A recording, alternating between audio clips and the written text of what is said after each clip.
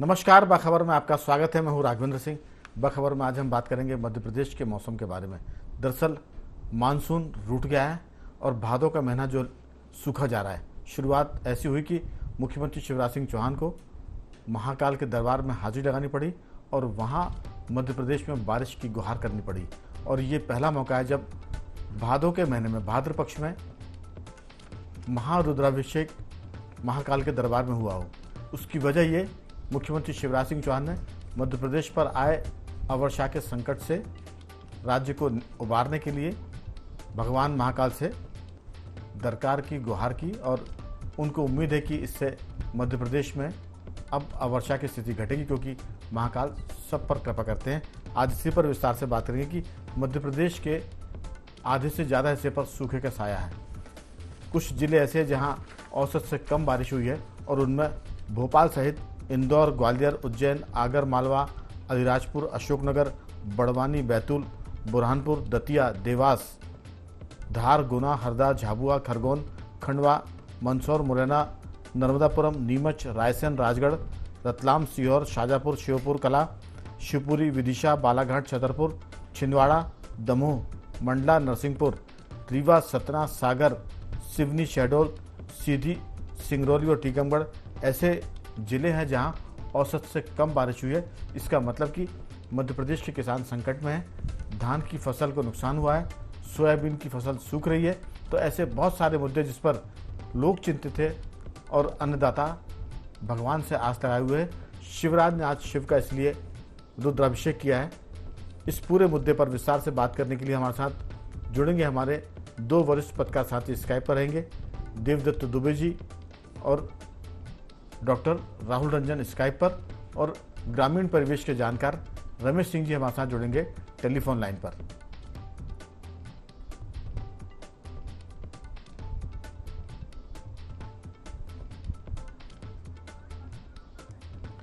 तो हम करते हैं चर्चा की शुरुआत।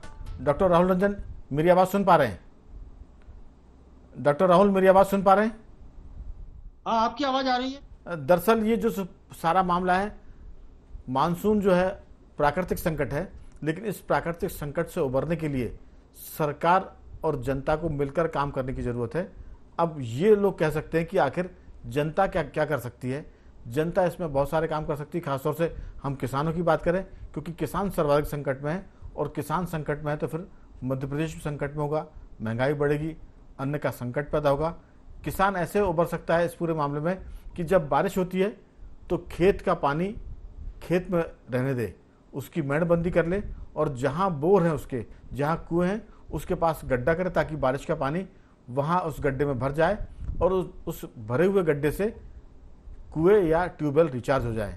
ये तो गांव के किसान कर सकते हैं। सरकार ये कर सकती है कि जो लोग इसका पालन करते हैं उनको प्रोत्साहित करें, बांधों का जो जलस्तर है उसको बनाए रखे और अनुमान के आधार पर बांधों के दरवाजे न खुले, गेट न खुले।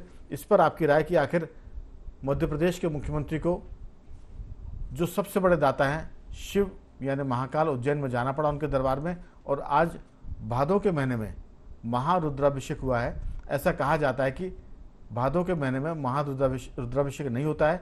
ये पहला अवसर है जब ये मौका आया। मध्य प्रदेश में जल संकट है, किसान परेशान है, और मुख्यमंत्री शिवराज सिंह चौहान ने भगवान महाकाल से गुहार की है कि मध्य प्रदेश में भादों के महीने में बारिश हो, ताकि बांध भर जाए, ट्यूबवेल रिचार्ज हो जाए और सूखती फसल को फिर से प्राण मिल जाए। आपकी राय?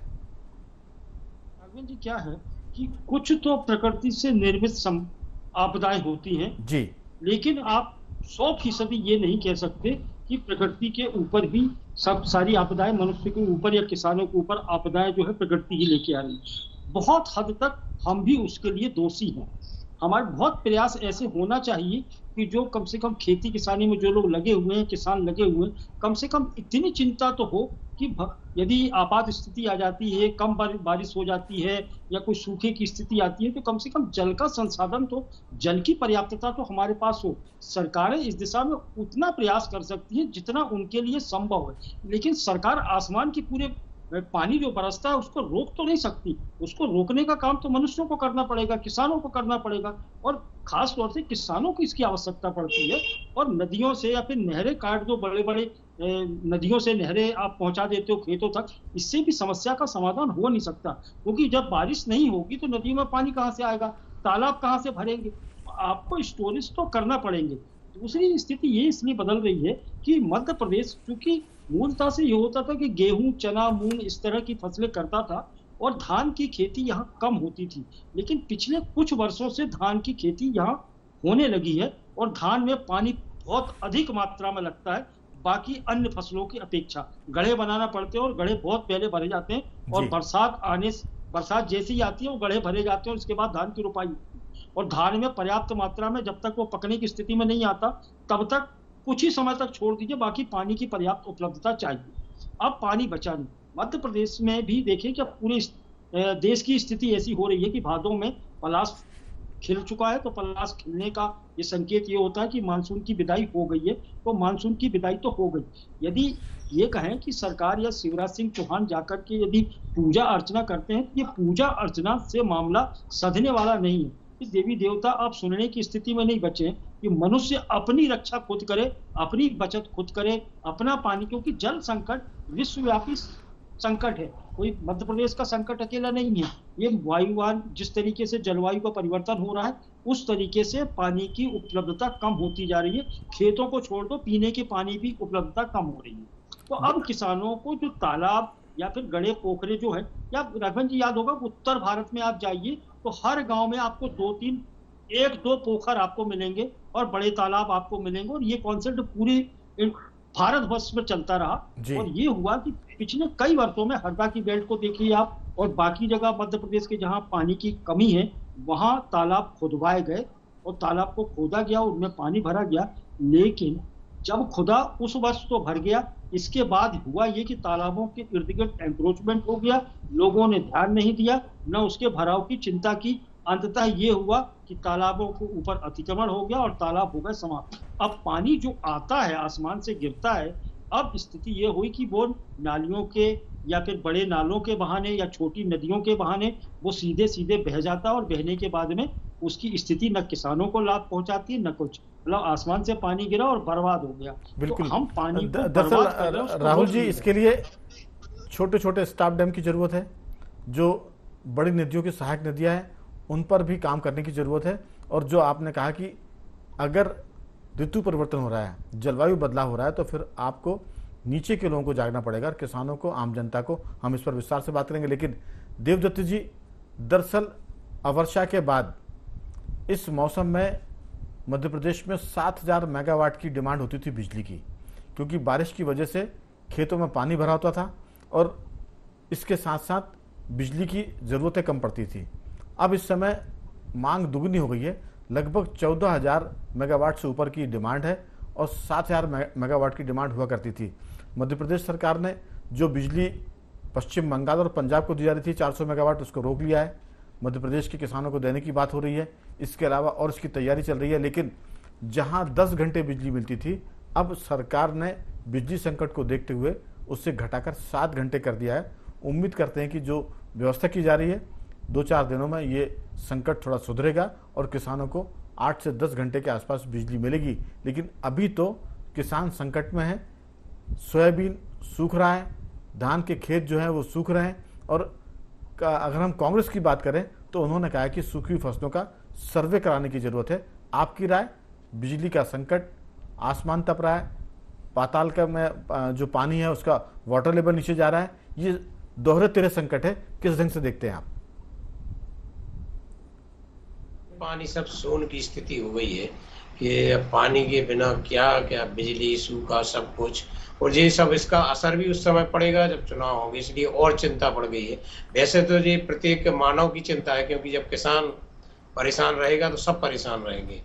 और ये ऐसा है कि इसके लिए प्राकृतिक आपदा है जिसके लिए सबको मिलकर लड़ना पड़ेगा, अन्यथा ये संकट भयावह है। क्योंकि इससे निपटने के लिए कोई राजनीति की जरूरत नहीं है, इसके लिए बहुत सबको मिलकर, जुटकर, एकजुट होकर इसका समाधान निकालने की जरूरत है।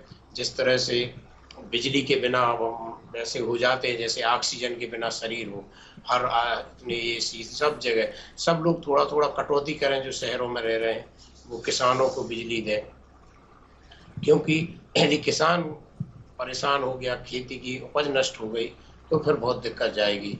अभी तो ये शुरुआत है, आप देखेंगे कि अभी इसकी डिमांड और बढ़ना है और उपज कम होना, जैसे आमदनी 18 और खर्चा रुपया, ऐसी स्थिति हो गई है।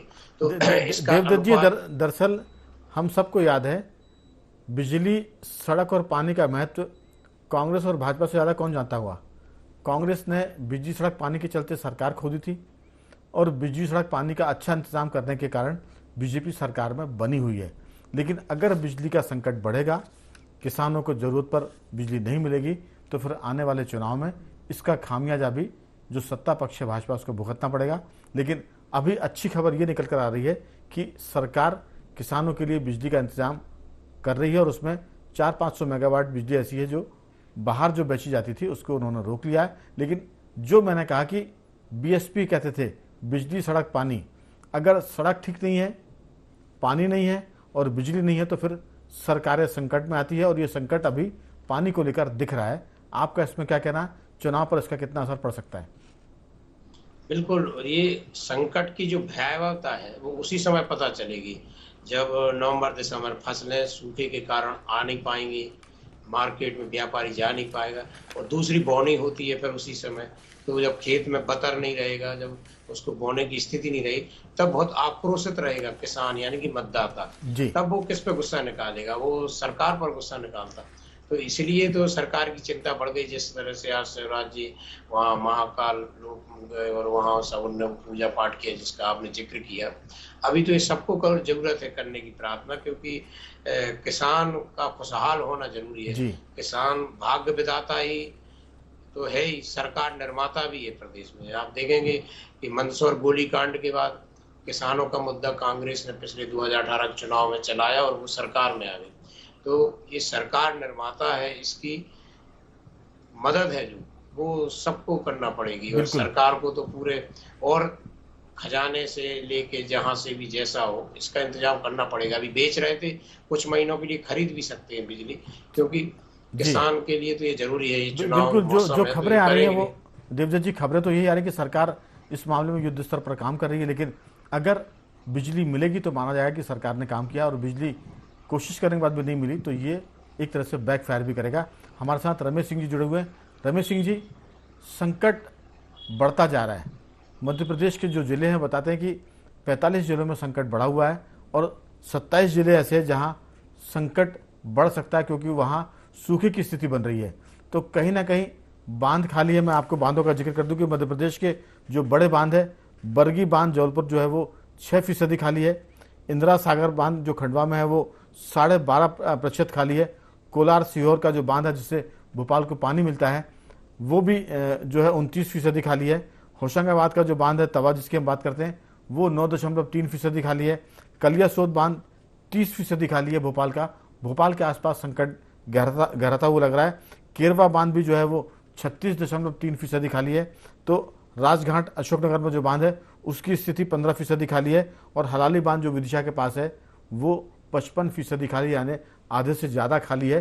तो संकट तो अभी जो दिख रहा है, अगर बारिश नहीं होती है या कम होती है तो फिर आने वाले दिन मध्य प्रदेश के लिए बहुत भारी गुजरने वाले हैं, किसानों के लिए भी, आम जनता के लिए, क्योंकि पेयजल संकट भी गहराएगा ऐसा लगता है। आपकी राय? की ये जो परिस्थिति है जिसमें सूखा पड़ता है जी, तो इसमें सरकार का कोई बहुत ज्यादा जोर नहीं चलता। आप अभिषेक करा लें, सब कुछ करा लें, लेकिन इससे बात बनती नहीं है। इस संकट से निपटने का सबसे अच्छा तरीका है कि जगह जगह जो नदी नाले हैं, पूरे प्रदेश में हर जगह नदी नाले हैं, वहाँ स्टॉप डैम बनाए जाएं।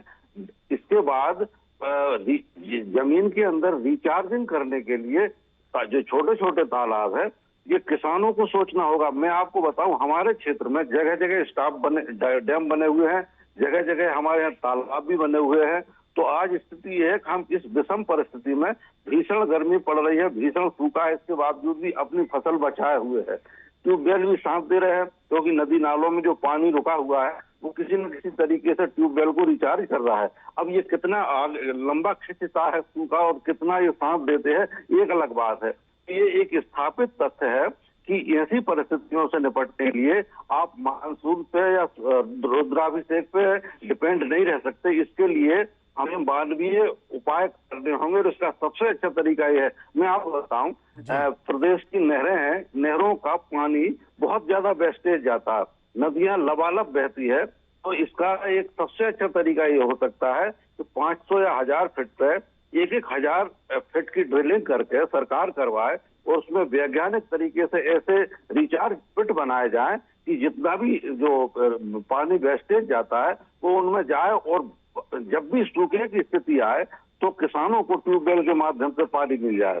दूसरी बात मैं ये कहना चाहता हूँ, ये सबसे महत्वपूर्ण बिंदु है कि ये स्थिति हर साल बिजली और पानी की सिंचाई की जो परिस्थिति है, ये हर साल नहीं तो 1-2 साल में पूरे प्रदेश में कहीं किसी क्षेत्र में सूखा पड़ जाता है, किसी क्षेत्र में बारिश हो जाती है, लेकिन अमूमन लगभग पूरे प्रदेश में इस समस्या का समाधान किसानों को करना पड़ता है और इसका सीधा जिम्मेदारी सरकार की भी बनती है और सरकार को इसका नुकसान होता है। तो मैं आपको एक बात स्पष्ट बता दूं कि मैंने इसी चैनल पे कई बार ये कहा है कि हम गैर परंपरागत ऊर्जा स्रोतों की तरफ जाना पड़ेगा। ये सूर्य की तपन हो रही है, इससे बिजली बना के और अगर किसान को जो घरेलू उपयोग है उसमें जाए, किसानों के खेतों में भी हमारे इधर कई ट्यूबवेल रहे सोलर पैनल से, तो ये एक सबसे अच्छा सरकार को 1 साल का इस पे भारी भरकम बजट लगा के और इसको सर्वोच्च प्राथमिकता पर लगा के और सरकार 1 साल को इसके लिए घोषित कर दे कि हमें ये काम करना है। बिजली की भी और जो सिंचाई की जो भूमिगत जल की समस्या का हद तक समाधान हो सकता है। आखिर अगर बहुत ज्यादा सूखा पड़ता है तो उसमें तो किसी का जोर नहीं है, लेकिन फिर भी किसान अपनी फसल बचा लेता है, क्योंकि अगर महीने में 4 बार पानी देता धान में किसान और अगर 2 ही बार देता है तो उसकी फसल बच जाती है। जी, तो कुल मिलाकर आपने जो सुझाव दिए ये सबके लिए मुझे लगता है उपयोगी है। राहुल रंजन जी, अगर बारिश की कमी की वजह से बांधों का पन बिजली नहीं बनती है, हाइड्रो प्रोजेक्ट नहीं चलते हैं, तो जो रमेश सिंह जी कह रहे हैं कि हमको वैकल्पिक ऊर्जा स्रोत की तरफ जाना पड़ेगा और सरकार को इसके लिए 1-2 साल भारी भरकम बजट देना पड़ेगा ताकि किसान अपने खेतों में जो बोर लगे हैं, ट्यूबवेल है, जो कुएं हैं, बावड़ियाँ हैं, वहाँ पर वो सौर ऊर्जा पैनल लगाए और सरकार पर डिपेंड ना करे, सरकार पर आश्रित ना हो कि बिजली नहीं मिलेगी तो फिर कैसे काम चलेगा। तो एक तो ये स्थिति हुई कि आपको वैकल्पिक ऊर्जा की तरफ जाना पड़ेगा, सरकार उसके लिए बजट का प्रावधान करे। दूसरा, आपको स्टॉप डैम की मात्रा संख्या बढ़ानी पड़ेगी, क्योंकि जिन नदियों पर स्टॉप डैम बन जाते हैं उनके आसपास के गांव के कुएं और नलकूप जो है वो रिचार्ज हो जाते हैं। वो सारे किनारों के जो खेत हैं वहाँ सिंचाई का एक तरह से बड़ा साधन आपको प्राप्त हो जाता है। तो कम से कम बिजली के संकट से बचने के लिए वैकल्पिक ऊर्जा की तरफ जाना पड़ेगा और इसके साथ साथ जो आपके जल स्रोत हैं उनको रिचार्ज करना पड़ेगा। राहुल जी। देखिए राघवन जी, घूम फिर करके हमको उन्हीं स्थितियों में जाना पड़ेगा जो पहले हमारे यहाँ चल रही थी।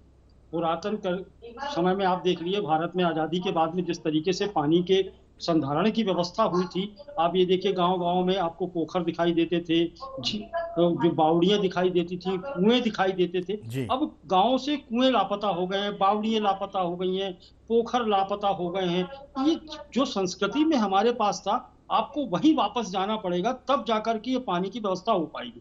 क्योंकि यदि पानी का संकट हुआ तो आप मान के चलिए कि बाकी सारे संकट इसी के साथ जुड़े हुए, बिजली का संकट भी इसी के साथ जुड़ा हुआ है, खाद्यान्न का संकट भी इसी के साथ जुड़ा हुआ है और राजनीति भी इसी के साथ जुड़ी हुई है। यदि पानी का संकट होगा, किसान परेशान होंगे, उनको बिजली की व्यवस्था करना पड़ेगी, तो ये राजनीतिक मुद्दा बन जाएगा। राहुल जी, किसान परेशान हुआ तो राहुल जी, बिजली गोल हुई तो राजनीतिक मुद्दा बन जाएगा।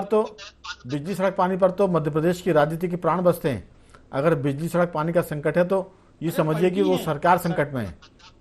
सरकारें गिरी हैं, पानी सड़क पर कुछ सरकारें गिरी हैं, सरकारें बनी हैं और ये चुनाव का वक्त है और चुनाव के समय बिजली संकट पैदा हो गया, बिजली आपको देना नहीं पड़ रही, अब किसानों को देना पड़ेगी। अब चलिए मान लीजिए कि किसानों को बिजली देना पड़ भी जाए तो पानी कहाँ से निकालोगे जब स्टोरेज है ही नहीं आपके पास, भूजल है ही नहीं आपके पास में, तो पानी किसानों तक कैसे पहुंचेगा?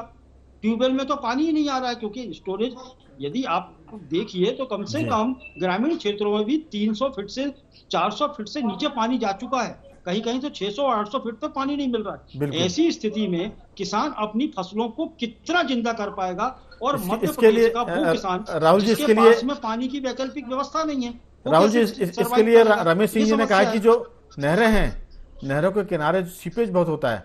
अगर नहरों के किनारे किसान, वहाँ जल पंचायतें होती हैं, जल पंचायतों के जो सरपंच है वो सक्रिय हो जाएं और उस पानी का कहीं ना कहीं गड्ढे खोदकर उसका एक तरह से स्टोरेज कर लें, तो आसपास के कुएं और जो ट्यूबवेल हैं वो रिचार्ज हो सकते हैं नहर के साथ साथ। तो ये स्थितियाँ आपके पास में जब संकट आता, लोग कहते हैं ना आवश्यकता आविष्कार की जर्नी होती है, तो एक बार फिर हम जल संकट की तरफ हैं। ईश्वर से प्रार्थना है कि जल संकट थोड़ा कम हो, बारिश हो जाए, लेकिन अगर ये नहीं होती है तो हमको अगले उसके लिए तैयार रहना पड़ेगा। देवदत्त जी, जो स्थितियाँ हैं अगर ये विकट हो जाती हैं, बारिश की स्थिति नहीं हो पाती है बेहतर, तो मैंने आपको गिनाए थे कि कितने बांध मध्य प्रदेश में खाली पड़े हुए हैं, और खासतौर से भोपाल के आसपास की स्थिति तो बहुत विकट है। भोपाल में जल संकट गहराने वाला है, क्योंकि इसको जो आपूर्ति करने वाले स्रोत हैं वो सूखे हुए हैं, उसमें पानी की कमी है। आपकी राय? बिल्कुल, वो तो चौतरफा स्थिति भयावह होती जा रही दिन प्रतिदिन।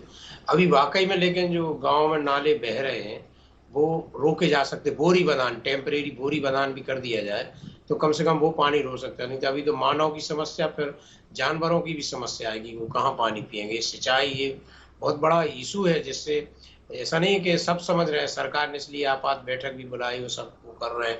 आपने यहाँ ये विषय रखा चिंतन का, क्योंकि एक ऐसा विषय है जो सबसे जुड़ा हुआ है, सब परस्पर एक दूसरे से जुड़े हुए हैं, और अभी जो समस्या है वो विकराल है। इसके लिए वाकई में बहुत गंभीर स्तर पर प्रयास करने की जरूरत है, अन्यथा स्थिति संभालने में बड़ी मुश्किल जाएगी, और खासकर राजनीतिकों को तो तरह से जवाब देते नहीं पड़ेगा। देवदत्त जी, दरअसल चुनावी साल है, चुनावी साल में सरकार भी सक्रिय है अभी, और विपक्ष भी सरकार पर हमले करने के लिए तैयार है। कमलनाथ जी ने कहा कि सरकार ने कुछ काम किया नहीं, अब मुख्यमंत्री शिवराज सिंह चौहान जाके मंदिर में पूजा कर रहे हैं, तो ये कटाक्ष तो हो सकते हैं, लेकिन इससे संकट का कोई समाधान नहीं निकलेगा। रमेश जी, आपकी राय कि जो बिजली का संकट है वो पहले 10 घंटे बिजली मिलती थी, 8 घंटे मिलती थी, अब उसको घटाकर 7 घंटे कर दिया है, तो इससे जिन खेतों में पानी की व्यवस्था है, कुओं में पानी है, ट्यूबवेल में पानी है, अगर वहाँ बिजली कम मिलेगी तो फिर धान और सोयाबीन की जो फसल है उसकी क्या स्थिति बनती है? कमी आती है तो निश्चित रूप से इसका सिंचाई पे बहुत ज्यादा नकारात्मक असर पड़ेगा और पैदावार पर भी असर पड़ेगा। अब मैं आपको एक छोटा सा एक तथ्य और रह गया था, मैं उस पर लाना चाहता हूँ कि जैसे न्यूक्लियर रिएक्टर में एक न्यूट्रॉन जो मिट्टी की तरह जो यूरेनियम होता है उसको हिट करके चेन रिएक्शन शुरू कर देता है और एक बहुत बड़ा विस्फोटक स्थिति बन जाती है, जिससे बिजली भी बन जाती है और परमाणु विस्फोट भी हो जाता है। ऐसे ही ये जो पेड़ होते हैं, हमें सामान्य दृष्टि से देखने में पेड़ एक हरे पत्ते और तना और लकड़ी का दिखता है, लेकिन मैं आपको अपना निजी अनुभव बताता हूँ कि एक पेड़ मतलब जो अदृश्य सृष्टि है उसमें चेन रिएक्शन करता है और वो व्यक्ति से लेकर, समाज से लेकर और पूरे पर्यावरण में एक अनुकूल परिस्थिति पैदा करता है, जो व्यक्ति के चाहे वो मानसून हो, चाहे व्यक्ति की जो विपरीत परिस्थितियां हो, इन सब पे असर डालता है। और ये मैंने अनुभव किया है और आपके कुल मंदिर से मैंने इसकी अनुभूति की थी और इसके बाद मैंने खुद भी प्रैक्टिकल किया है। मैं आपको यहाँ 2 सज्जन और बैठे हैं और अपने जो दर्शक होंगे उन्हें ये बताना चाहता हूँ कि जब हम एक पेड़ लगाते हैं तो वृक्षारोपण के 2.5 घंटे के बाद एक पेड़ से प्राण तत्व की उत्पत्ति होने लगती है। उसे मैंने अनुभव किया है, उसे ऑब्जर्व किया है। हर व्यक्ति के साथ ये होता है, लेकिन हर व्यक्ति ऑब्जर्व नहीं करता, उसे एक रस्मी तौर पे लेता है, उसे अनुभव नहीं हो पाता। आप अनुभव करके देखिए कि एक पेड़ लगाने के बाद 2.5 घंटे के बाद वो एनर्जी जनरेट करने लगता है और जो पेड़ लगा है उनसे कितनी एनर्जी जनरेट होती होगी। हम आज पूरा प्रदेश लकड़ी काटने में लगा, पेड़ काटने में लगा, नए पेड़ तो लगा नहीं रहे, तो वो जो एनर्जी जनरेट होती थी वो तो रुक गई, और जो नेगेटिव एनर्जी है वो ये स्थिति पैदा कर रही है जो आज है। तो मैं ये कहना चाहता हूं कि जो मैंने अभी जो बातें की, वैकल्पिक ऊर्जा की और वाटर रिचार्ज की, इन दोनों से ज्यादा महत्वपूर्ण है वृक्षारोपण। अगर वृक्षारोपण करेंगे। रमेश जी, समय की कमी, लेकिन आपने जो बातचीत की है वो प्रकृति से जुड़ी हुई है। अगर वृक्षारोपण होते हैं तो फिर एक तरह से जो भूजल स्तर है वो भी ऊपर आता है, गर्मी का जो तापमान है वो भी घटता है, और इसके साथ साथ पूरी प्रकृति हरी भरी होने से माहौल भी सकारात्मक होता है। तो ऐसे बहुत सारे जो कारण हैं वो वृक्षारोपण से बेहतर स्थितियों को बनाते हैं, समाज को ठीक करते हैं। लेकिन अभी तो जो संकट है वो पानी का है, स्टॉप डैम बनाने की जरूरत है, पानी को बचाने की जरूरत है, और अभी अगर बारिश होती है तो ट्यूबवेल और कुओं को रिचार्ज करने की जरूरत है, जागने की जरूरत है, सरकार के साथ साथ समाज को भी। तीनों मेहमानों को धन्यवाद करूंगा। राहुल जी आपका बहुत बहुत साधुवाद, देवदत्त जी आपका, और रमेश जी आपका बहुत बहुत धन्यवाद कि आपने चर्चा में हिस्सा लिया। बखबर में आज सिर्फ इतना ही। बने रहिए हमारे साथ और देखते रहिए IND24।